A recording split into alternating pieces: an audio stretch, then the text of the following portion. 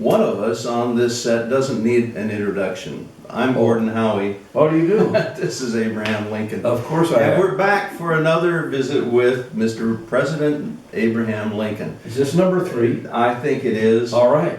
You know, I've heard stories about your physical stature, your strength, and your athletic ability, but two names that have been resonating around this studio today are Ann Rutledge and Jack Armstrong. Incredible 2 people in my life. And there's a story there about how you grew your confidence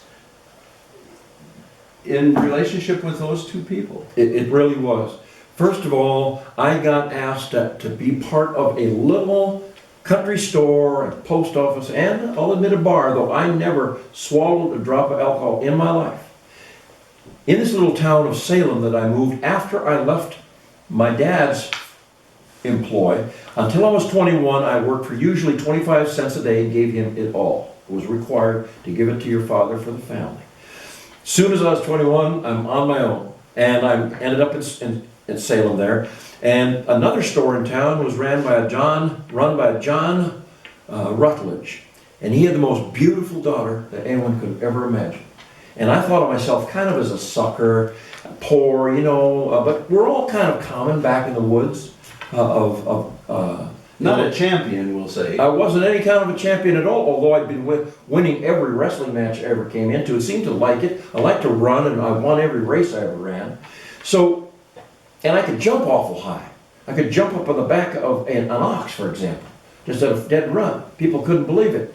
So John Rutledge, Ann's father, who I like showing off for, by the way, Ann, of course I did. He said, well, I believe Abe can beat any man in anything, running, jumping, or fighting. Of course, in that neighborhood was the infamous Jack Armstrong, the leader of the crazed, I mean, these people were nuts. Cleary Mountain Boys. They would go into a bar and wreck the place. They would throw everything out the window. Put people in barrels. Put people in barrels, roll them through fires. And they particularly loved drunk men. They would stick them in barrels and roll them down the hill. And to the point where it's a wonder they hadn't killed several. So when they heard that this lanky, you know, fairly thin-looking guy was challenging them to a wrestling match, they just went crazy. The rumor spread around the whole, well, it's actually the fact that we're going to have the greatest athletic event in the history of this whole region. People came from miles and miles, and we went to wrestling. And it wasn't because of your reputation. It was because of his. And they're going to see him whip this.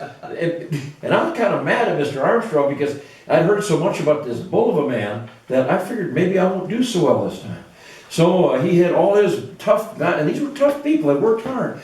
And he attacked me, and he was like a bull. He was shorter than I, but he was built like just, in modern time, like a fullback for a professional football team. And he rushed me, and we were at loggerheads. I could keep him at bay with my long arms, and I was very strong. And then he followed me. He stepped on my foot, which is an absolutely stomped my foot. I got so mad, I lost my temper, which I rarely do. I picked him up over my head and threw him. About this time, all the other boys of his started screaming and were going to kill me. And I said, one at a time, I backed up against the wall. And Jack Armstrong got up and said, Abe is the toughest man that ever came into this lake. He's our friend from now on. And that just changed my attitude about my life completely. And I kept on, everywhere I went, I had to wrestle people, and I always won.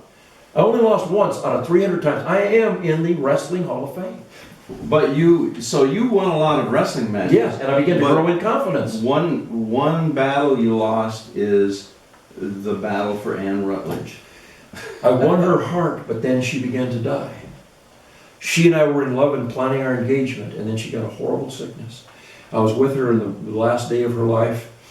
I lost my mind. My friends kept me alive. They said I was out laying on her grave in the rain, weeping, please don't let it rain on her, God, screaming and crying, lost in the woods, and they saved me.